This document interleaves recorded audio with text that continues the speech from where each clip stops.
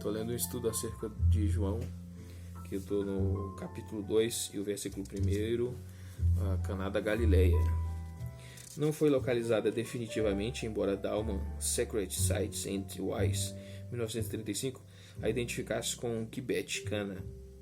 Thompson, The Bible and the Archaeology, 1962, página 359. É interessante observar que Natanael pertencia a essa região, confira 21.2. O elo com Natanael parece ser deduzido da expressão no terceiro dia depois da entrevista com Jesus. Anteriormente, a mãe de Jesus estava ali. Ela nunca é citada pelo nome em João, supostamente em virtude do cuidado especial que o discípulo amado tinha por ela. Seus discípulos provavelmente significa os 12, embora nenhum chamado seja registrado nesse evangelho, a parte de venham e verão e siga-me. Versículo 3, tendo acabado o vinho, no grego é hysteresantos oinou. Hysteresantos oinou. Há duas glosas posteriores à primeira metade desse versículo, ambas para tentar esclarecer a situação. A mãe de Jesus relatou a questão para ele, supostamente supondo que ele poderia salvar a situação. Versículo 4. Que temos nós em comum, mulher? No grego, tiemoi kaisoi. Essa é a tradução de uma expressão idiomática, tanto no grego clássico quanto no hebraico, significando deixe que eu siga o meu próprio curso. Ninguém tem o direito de se aproximar do Senhor dessa maneira. Marcos 1:24 e Mateus 8:29.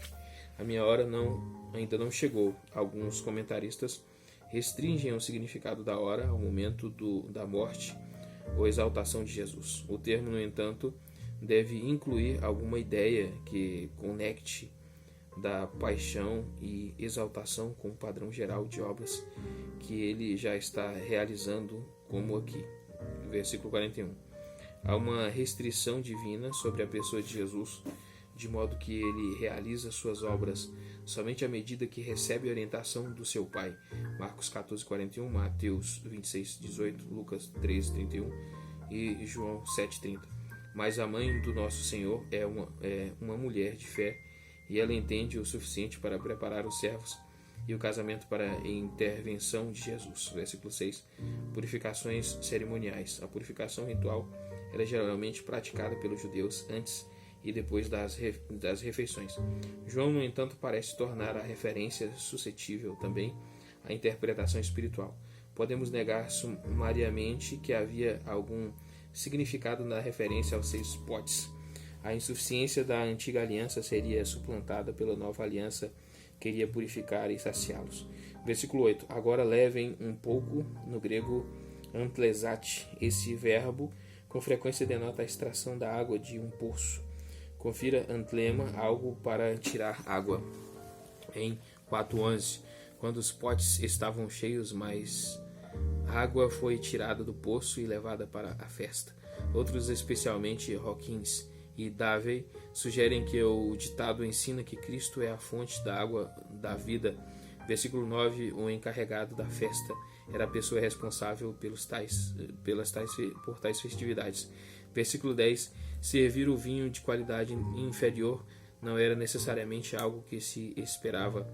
O destaque está todo na excelência do que o Senhor proveu, assim, para levar a lição espiritual anterior um passo adiante. O sinal aponta para a superioridade da nova ordem sobre a antiga.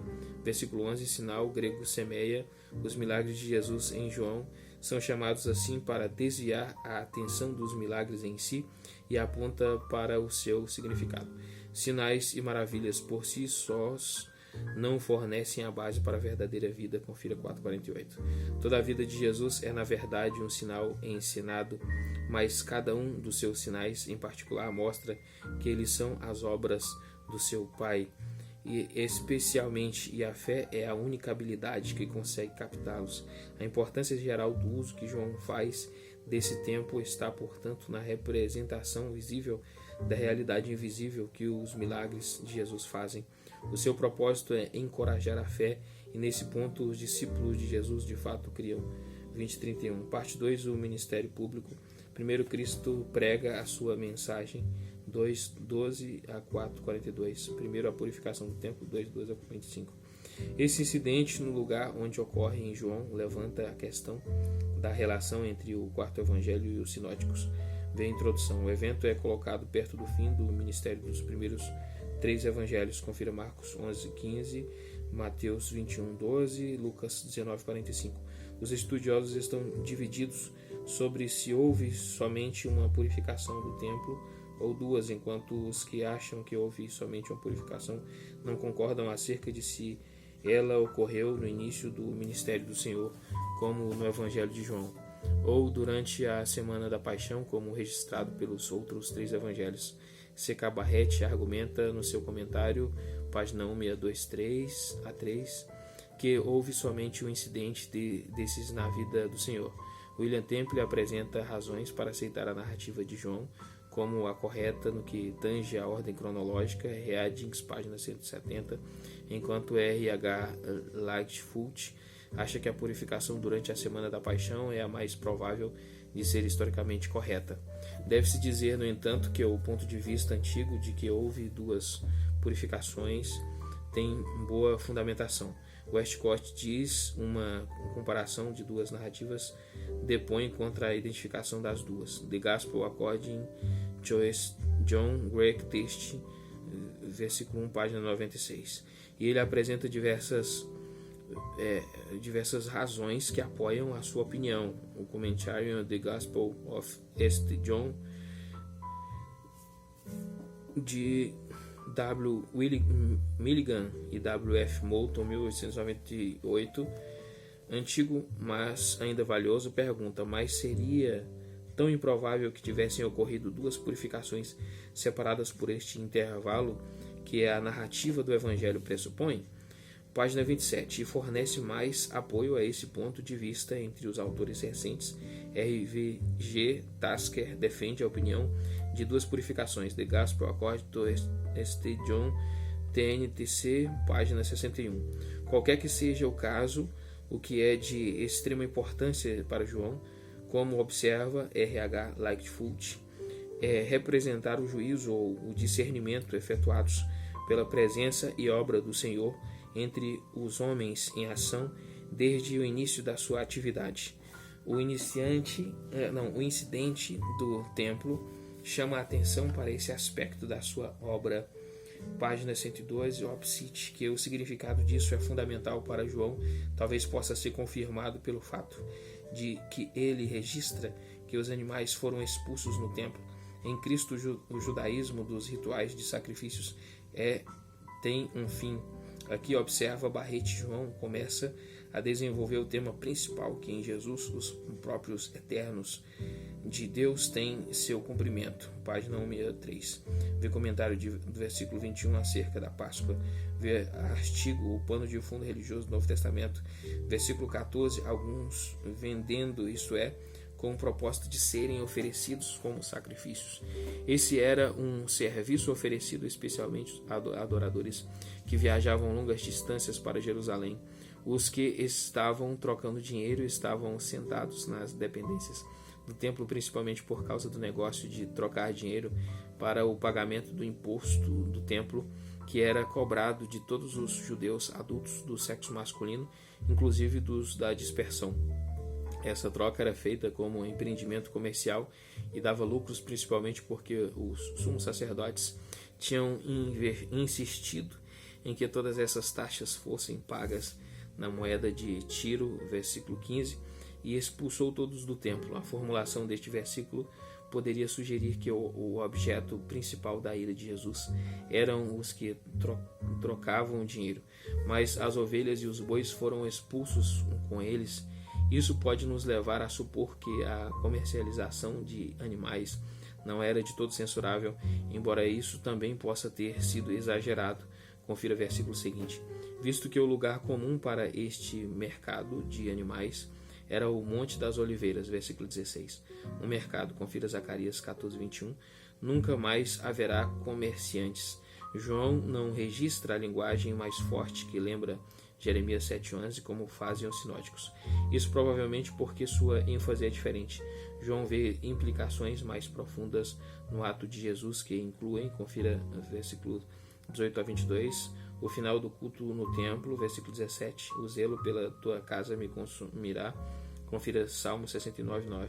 As palavras imediatamente seguintes são aplicadas a Cristo em Romanos 15:3. O tempo futuro do verbo parece ser a leitura mais aceitável. Isso dá um tom messiânico ao Salmo. Versículo 18. Que sinal miraculoso o Senhor pode mostrar-nos? Aqui está o exemplo de um pedido incorreto de um sinal. Os textos paralelos dos sinóticos Marcos 11:28 mostram que era uma prova da autoridade de Cristo que os judeus estavam buscando. Jesus não responde explicitamente ao pedido deles, mas acerca de uma resposta dessas. Vê comentário de 7:17, mas na sua resposta que Jesus fornece um sinal para aqueles que vão prestar atenção no que ele disser. No entanto, até os discípulos só conseguiram entender o que ele quis dizer após a ressurreição. Versículo 19. Destruam este templo, como aliás os judeus fariam na sua insensatez. São muitos anos depois disso. Versículo 20. Levou 46 anos para ser edificado. O templo foi iniciado em 20 a.C. por Herodes o Grande. Esse ditado, então, parece sugerir que a estrutura estava completa em 27 depois de Cristo, isto é, exatamente no período do ministério do Senhor.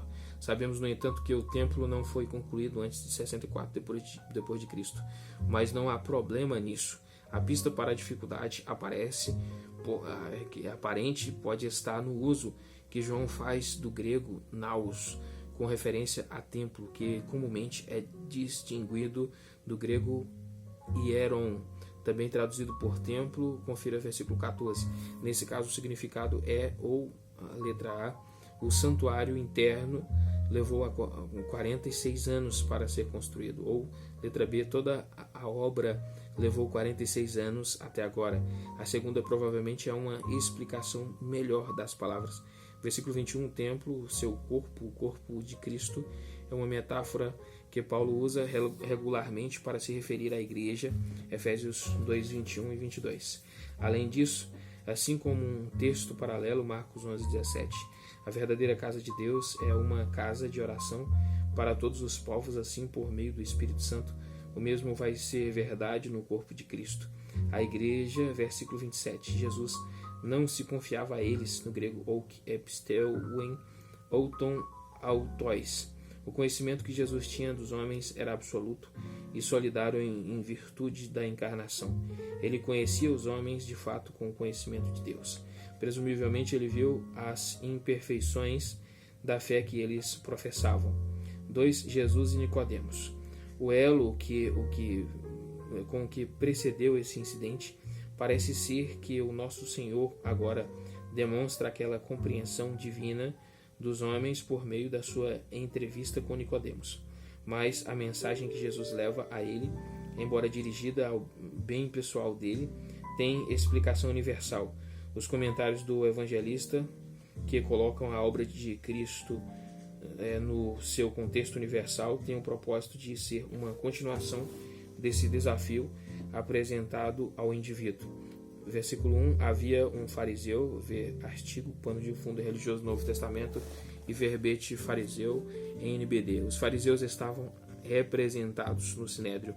Como um todo, eles não eram tão hipócritas como as pessoas pensam, visto que muitos deles preservaram grande parte do que era o melhor do judaísmo a partir do tempo dos Macabeus, né? Versículo 2, à noite. Que isso foi para manter a conversa em segredo, está quase além de qualquer dúvida. Isso é lembrado mais tarde, confira 19:49. Quando Nicodemos embalsama o corpo do Senhor e suas observações cautelosas no Sinédrio, confira 7:50, são dignas de reflexão. Mestre, confira 1:49, sabemos, parece referir-se àqueles que tinham visto os sinais de Jesus, confira 2:23. Por isso, Nicodemos representa os judeus que são confrontados pela singularidade inescapável do ministério de Jesus. Ensinas da parte de Deus, Nicodemos ao menos crê que a pregação de Jesus é de origem divina. Se Deus não estiver com ele, embora verdadeira, esta expressão é insuficiente como uma declaração de fé, Atos 10:28, Êxodos 3:12, Versículo 3. Digo-lhe a verdade, essa fórmula com frequência repetida por Jesus é uma forma do hebraico amém, amém, de uma raiz que significa ser verdadeiro, está fundamentado. O amém duplo nos lábios de Jesus é peculiar a João. Por isso, acrescenta contundência às palavras que seguem em cada caso, embora devesse ser observado também que Jesus usou essas palavras em referência a algo que ocorreu antes, sugerindo, na verdade, há nisso um significado muito mais profundo do que vocês imaginam, se não nascer de novo ou de cima, no grego genete, anotem. A experiência cristã começa com o nascimento, pois é uma nova existência, uma nova criação. 2 Coríntios 5,17, 1 Pedro 2,2. Mas o ato da concepção pertence a Deus. R.V.G.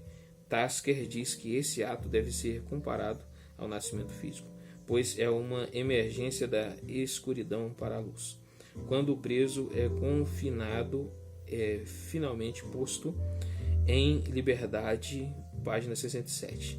A palavra anotem pode ser traduzida por novamente ou de cima, embora de novo seja melhor, visto que deixa mais claro que o segundo nascimento e, de fato, o novo nascimento, tanto em qualidade quanto em essência. Ninguém pode ver, não se deve fazer distinção acentuada entre essa afirmação e a semelhante no versículo 5. Ninguém pode entrar, ver pode sugerir prazer e entrar. Possivelmente denota tornar-se cidadão. A declaração do Senhor, no entanto, corrige a ideia do judaísmo, segundo a qual vínculos nacionais eram suficientes para a aceitação do reino, e que esse reino de Deus, mencionado aqui somente de João, embora seja uma das ideias principais dos sinóticos, tenha que ver com o mundo material, isto é, para os judeus significa principalmente a derrota do exército romano de ocupação. O reino de Deus é o domínio de Deus, em que sua vontade é suprema, seja no coração individual, seja na comunidade do seu povo, nesta vida ou na vida vindoura. Somente os filhos de Deus entendem o que é a vontade dele, e aí está a conexão entre a nova vida e o reino de Deus. O versículo 4 não pode entrar, é renascer. Nicodemos presumivelmente compreendeu somente um lado da referência do Senhor ao novo nascimento. Versículo 3. Versículo 5. Da água e do Espírito. Isto está conectado imediatamente com o novo nascimento. Não tem muito fundamento a ideia de que a água se refere ao nascimento físico e o Espírito à regeneração espiritual, embora o batismo de João ou o batismo de prosélitos possa ter provido um pano de fundo dessa ideia, particularmente as predições de João acerca da relação entre a água e o Espírito em 1:33 e 34. Parece melhor aplicar o significado primário de Ezequiel 36:25, em que água e Espírito denotam purificação e regeneração, respectivamente. Uma aplicação de água pode ser, de fato, o ato do batismo de João para o arrependimento. Embora o batismo cristão não esteja totalmente excluído, visto que no Novo Testamento está estreitamente ligado com a concessão do Espírito ao indivíduo. Atos 2:38. Versículo 6. Carne, Espírito. Há um abismo entre o que é básico para toda a natureza humana, a carne, e o que é especialmente divino em sua origem, o Espírito. Ambos produzem os seus respectivos frutos. Versículo 7. É necessário que vocês nasçam de novo. A resposta de Jesus é endereçada agora não a uma pessoa, mas a muitas. Abarca todos os que precisam do novo nascimento. Versículo 8. O vento, no grego pneuma, sopra onde quer. Jesus quer se referir aqui a ambos, ao vento e ao Espírito. Assim como o vento é imprevisível, assim no mundo espiritual o homem não pode prever a obra do Espírito. Você o escuta, pode ser uma referência tanto ao barulho quanto à voz, assim levando adiante a analogia. Versículo 11. Nós falamos do que conhecemos. Nicodemos, embora sendo representante dos estudados e piedosos em Israel, não tinha conseguido compreender o significado da obra de Deus. Jesus agora se identifica. Nós, com todos aqueles Não importa se judeus como um todo ou os seus discípulos, que de alguma forma tinham compreendido a ação do Espírito. Eles o haviam visto, isto é, ele lhes tinha sido mediado por experiência pela fé. E o plural vocês novamente reflete a generosidade quando falou por meio de Nicodemos e todos aqueles judeus que por qualquer razão tinham rejeitado o ministério dele. Versículo 12. Coisas terrenas, coisas celestiais, o primeiro termo, no grego tá apigeia, significa o ensino de Cristo na terra acerca do novo nascimento. As coisas terrenas são, portanto, aquelas que de fato se originam em Deus, mas têm o seu lugar na terra, algumas vezes compreendidas por meio de analogia humana. As coisas celestiais, no grego tá apourania, não são compreendidas por nenhuma analogia terrena. Elas dizem respeito à suprema revelação de Deus em Cristo e nisso ao ministério do relacionamento do Filho com o Pai. Isso é ampliado no versículo seguinte. Versículo 13. Ninguém jamais subiu ao céu, a não ser aquele que veio do céu, o Filho do Homem, confira 1:51. É o elo entre o céu e a terra. Por meio da encarnação são mostradas as coisas celestiais, o que, no entanto, é somente parte da história. Ele ainda está para ser exaltado em poder, embora isso, confira versículo seguinte, vá ocorrer por meio do sofrimento. A expressão que está no céu, nota textual da NVI, embora emitida por uma série de manuscritos antigos, provavelmente deveria ser deixada no texto. Jesus revelou a vida de Deus que existe no céu, enquanto estava na terra. O seu lugar de moradia permanente é lá, ele somente viveu entre nós. Confira 1:14. Versículo 14. Da mesma forma que Moisés levantou a serpente, confira 8:18, nessas referências 8, 18 e 12, 32, nessas referências a levantar, com a possível exceção de 8, 28, duas ideias são conjugadas. Em primeiro lugar, a morte do Senhor na cruz é levantada, mas depois, em João, o Filho do Homem retorna ao Pai para ser levantado em exaltação, quando ele vai atrair todas as pessoas para si. Confira o versículo seguinte. O levantar é no seu todo uma grande obra dramática, é a obra do Pai, quando desde o momento de levantar na cruz, recebe o Filho de volta para si. Versículo 15, vida eterna, confira 3,16 e etc. Outras referências. Essa vida traz consigo a qualidade da era nova de Deus. Confira Daniel 12:2. Mas é um presente atual de Deus. A adoração não é a ideia principal, embora esteja presente. Cristo é Ele mesmo, tanto a personificação quanto a garantia dessa vida. Confira 1 João 5,12, e o Pai, ao levantar o Filho, concede a Ele a autoridade de garantir essa vida a outros. Confira 5,26 e 17,2. Versículo 16, porque Deus tanto amou o mundo. Passamos agora ao comentário inspirado do autor do Evangelho. A obra de Cristo tem a sua origem no amor do Pai. Essa é a única razão por trás da sua autorrevelação. O amor não é meramente uma ação contínua de Deus. Ele agiu em Cristo, ele deu o seu único Filho, a exata imagem de si mesmo. Seu amor é recíproco. Somente aqueles que respondem e recebem o presente de Deus em Cristo podem desfrutá-lo. E quando recebem, sua resposta inevitavelmente é de retribuir com o seu amor a Deus. Confira 14, 21, 24, 25. Isso é novo para os ouvintes judeus. Suas ideias particulares da preferência de Deus por Israel agora abrem caminho para o amor dele, revelado por toda a humanidade. O seu Filho unigênito, confira 1,18. Não pereça, no grego, me apoletai. Outra palavra característica em João, confira 6,12. Aqui o verbo é usado de forma intransitiva na voz média para significar estar perdido ou sofrer destruição. Essa é a única alternativa para a vida eterna, pois é a separação de Cristo de Deus. Não há sentido concreto de julgamento ainda, confira versículo seguinte. Isso segue ipso facto, pois a condenação cai sobre todos os que negam a vida em Cristo. Confira o versículo 18. Versículo 17. Deus enviou o seu Filho não para condenar. Confira 5:27 e 9:39. O nosso texto traduz de forma sábia o grego krino para condenar. Confira 12:47 e 48. Versículo 19. Cristo, como a verdadeira luz do mundo, mostra aos homens quem eles são na sua essência. Versículo 21. Quem pratica a verdade sabe que não pode haver bondade a parte da fonte de todo bem. A fé precisa ser acompanhada de uma nova qualidade de vida que certamente dará crédito a ela. Tiago 2, 14, 17 e 24. São versículos. 3. O testemunho final de João Batista.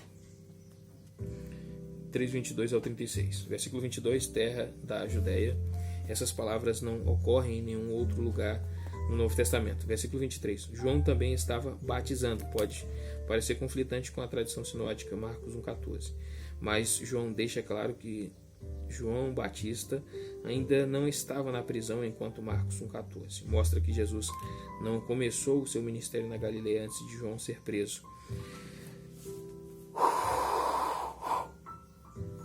O Evangelho está registrando aqui um ministério anterior de Jesus na Judéia e em Samaria, entre o seu batismo e a sua aparição na Galileia, dos quais os sinóticos não têm nada a dizer. Enon e Salim estavam situados no território samaritano. Confira W.F. Albright, Archaeology of Palestine, 1960, página 247. NBD, página 1125. Nesse estágio, João e Jesus trabalham juntos. O contexto serve para destacar o significado do versículo 30. Versículo 25. Uma discussão a respeito da purificação cerimonial. Isso é intencionalmente não especificado. O trecho conduz para a remoção de João como o predecessor de Jesus e como último representante do judaísmo expectante. Versículo 27. Uma pessoa só pode receber o que lhe é dado. Não há um mínimo sinal de amargura diante da notícia do sucesso de Jesus, que essa autoridade foi divinamente concedida. João crê que seja algo autoevidente. Versículo 29. O amigo que presta serviço ao noivo, uma parábola ilustrativa que mostra o lugar central a ser ocupado por Cristo, e mesmo assim a posição singular que é concedida a João Batista, como amigo do noivo, como seu amigo íntimo. A noiva pode ser uma referência a Israel, Isaías 62:4, Ezequiel 16:8, Oséias 2:19, e a igreja como o novo Israel, 2 Coríntios 11:2, Efésios 5:25, Apocalipse 2:2 e 22:17. Mas essa interpretação não pode ser forçada. Poderia haver aqui alguma alusão à festa de casamento em Caná. Esta é a minha alegria. O cumprimento é associado à alegria diversas vezes em João. Confira 15:11. A alegria de João Batista é a que vem com a conclusão de uma missão. Versículo 30. É necessário que ele cresça e eu diminua. O significado do ministério de João só durou enquanto ele abriu o caminho para a obra mais ampla e eterna de Cristo. Os versículos 31 a 36 quase certamente não foram pronunciados por João Batista. O tema da entrevista com Nicodemos e o da confissão de João Batista são fundidos em um pelo evangelista para resumir a verdade manifesta até aqui em Jesus. Versículo 31. Aquele que vem do alto, no grego anotem, é a designação de Cristo que confirma a natureza da sua obra. Confira 13:1. Nos sinóticos, aquele que vem, Marcos 11:9, Mateus 11:3, etc. É um título messiânico. Versículo 34, sem limitações. A plenitude do Espírito caracterizou o ministério do Senhor na terra, ao passo que os profetas da época do Antigo Testamento receberam o Espírito sob medida. Versículo 36. A ira de Deus no Novo Testamento, em sua maior parte, a ira de Deus é tratada em termos escatológicos. Somente aqui, em João, como a vida eterna, ela é colocada no presente à medida que os homens se encontram aí para serem julgados, aqui e agora, de acordo com o seu relacionamento com Cristo, e assim como em Romanos 1:18, são colocados numa posição escatológica.